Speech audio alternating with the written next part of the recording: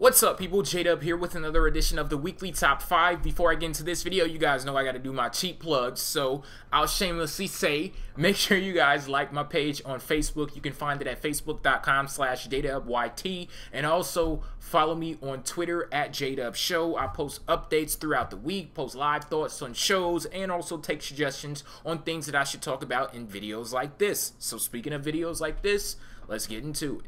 So on Monday Night Raw, we had dueling musical acts from The Rock and John Cena. We all know The Rock calls himself the most electrifying man in sports entertainment, and I found out exactly why on Monday. As soon as he came out to the ring, a thunderstorm knocked out my damn satellite signal, and I couldn't even watch the concert. Seriously. So I had to wait until somebody uploaded it to YouTube a couple of hours later, but when I finally watched it, it was hilarious. The Rock, he had me legit LOLing with the songs and the punchlines that he had for Cena, and it was just all around great. ... That wasn't until we got to the whole "we will rock you." Instead of being rocked, I wanted to be stoned because that shit was horrible. But the rest of the concert was awesome, so I'm willing to set aside the crash and burn at the end. Now, let's move on to John Cena. Let me first give him props for the lyrics. I like the rap and everything, but I was not feeling the whole Doctor of Thuganomics get up. I've never been one to typecast Cena and basically say that the only way that he can be entertaining is if he throws on a jersey and a chain and goes old school, because hell, he's proven that to be wrong just over the last month of this build towards WrestleMania. The rap, it wasn't exactly bad, but just looking at some of the other things that John Cena has provided on the road to WrestleMania, when everything is said and done, this is just going to be an afterthought to me. Looking over these last couple of years and just knowing how far John Cena has deviated from the whole Doctor of Thuganomics thing, seeing it return on Raw, it just came off as antiquated and a little cheesy. I know there are a lot of people out there that want to see that John Cena return on a permanent basis, but I just disagree. This feud to me is more about the future than it is the past, and I want to see him keep evolving and continue to move forward and challenge himself by coming up with something new, not just going back to something that's familiar just because it worked in the past. But of course, this was just a one-night thing and a nod to the musical history of John Cena. Then you also had The Rock and a nod to his musical history with his concert. And while I did find enjoyment out of both performances, I'm going to have to give the win to The Rock this week. Story number 2. There's going to be a Divas match at WrestleMania 28.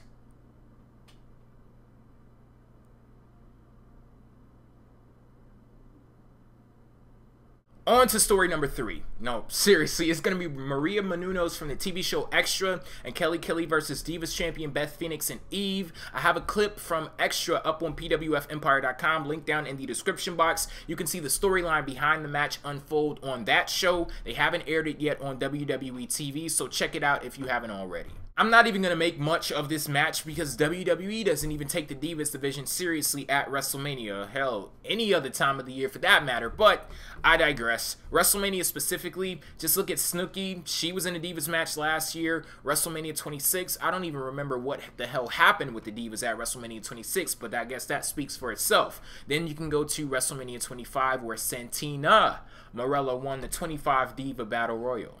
Of course, I wish they would put more effort into the Divas division, especially around WrestleMania time, but that's not just a problem with the Divas, it's a company-wide issue, and that does bring us to our next topic of discussion.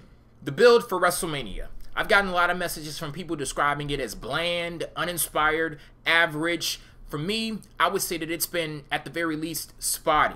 And that's not much of a ringing endorsement if you couldn't tell. There used to be a time where you could watch a WWE show from start to finish and you get that sense in the air, that feeling in the atmosphere that the stakes are higher because WrestleMania is right around the corner. The only feud, the absolute only feud for a match that's on the card right now that has had that big show feel consistently through and through, Triple H, The Undertaker, and HBK. The Rock and John Cena, it's been entertaining, but if we're racing down the road to WrestleMania, then that rap and rock concert from Raw, that was more of a damn truck stop. Like, it was fun, but it didn't exactly get me jumping up out of my seat in anticipation for wanting to see the actual match.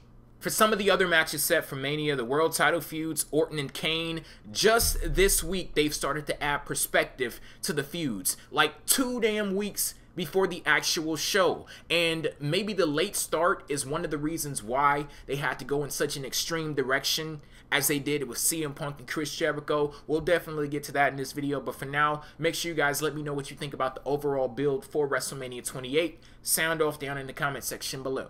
Speaking of Randy Orton and Kane, it is official they will face off in a match at WrestleMania 28. I've ripped WWE for not giving a reason as to why these guys are feuding. From the last episode of SmackDown, they finally given us a reason, and I shall continue to rip them.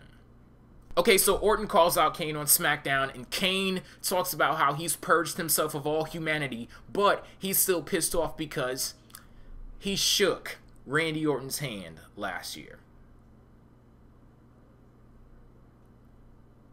Are you fucking serious? Really? Like, you shaking Randy Orton's hand did more damage to your reputation than this? Kane doesn't seem to be finding much humor in this situation.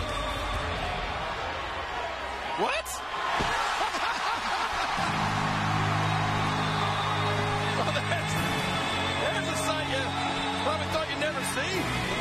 And what the hell is up with this new WrestleMania strategy for Randy Orton? It's like they cherry pick random ass moments from history to start feuds with. Like, last year it was CM Punk, this year it's Kane. I could just imagine as the years roll on, this shit is going to get even more ridiculous. Like, next year, Big Show is going to want a match at WrestleMania because Randy took the last burrito from the fucking craft food services table. And then at WrestleMania 30, it's going to be some random ass dude like, you took my parking spot at Walmart 7 years ago. I want a match. Like, come on now, this shit is completely ridiculous.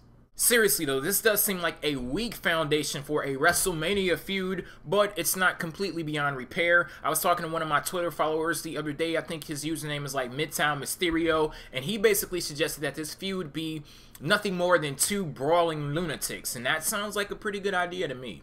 Kane kind of hinted at that a little bit on SmackDown when he said something like WWE isn't big enough for the both of us because both of them are two crazy-ass psychos, and if they continue on that route, maybe throw on a hardcore match, Falls Count Anywhere, Street Fighter, something like that, and play up their psychotic tendencies leading into the show and give people the thought that, like, all hell could break loose, they could actually make something out of this. Final story of the week, Chris Jericho dropped a pipe bomb of his own on Raw by revealing why CM Punk is straight edge. Jericho tells the world that Punk's father was an alcoholic, and he said he would force Punk down that same road by taking everything that mattered to him away. CM Punk nor his fans should be any strangers to bringing personal elements into storylines, seeing as he made himself famous doing it with Matt and Jeff Hardy. Now, the only difference is he's on the receiving end.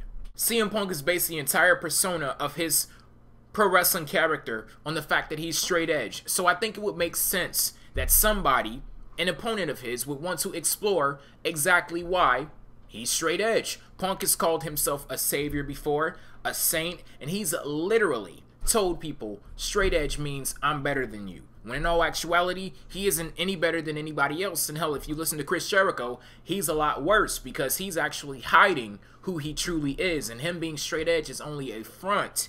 It's only him repressing his genetic urge to drink. Jericho is basically taking CM Punk's greatest asset and has started to use it against him, while at the same time he's been criticizing CM Punk for being sarcastic and smirking at his opponents and things like this. This takes their feud to the next level, and it also forces CM Punk out of his comfort zone. For months I've said that he's gotten too comfortable with playing a snarky asshole that just brushes off his opponents with ease, but he actually has a tough challenge in front of him in the form of a vicious Chris Jericho. Punk, it looks like he's vulnerable and on the defensive now, and he did a great job of selling that story on Raw. That all ended up being my favorite segment of the week out of all of the wrestling shows that I watched, and I seriously cannot wait to see how Punk responds to this. I don't remember the last time I've really looked forward this much to seeing what CM Punk had to say, but his response to this, man, I cannot wait. We went further into the topic on the latest episode of Pro Wrestling Talk Radio and also debated when it is that personal elements are brought into pro wrestling storylines. When do they start to cross the line? We talked about that and a ton more on the show, so make sure you guys check that out on pwfempire.com. And that is it for this edition of the Weekly Top 5. Make sure you guys check me out on Facebook, Twitter. You can find all of that info down below. And if you haven't already, subscribe to the new PWF Empire channel here on YouTube. Thanks for watching. Peace out.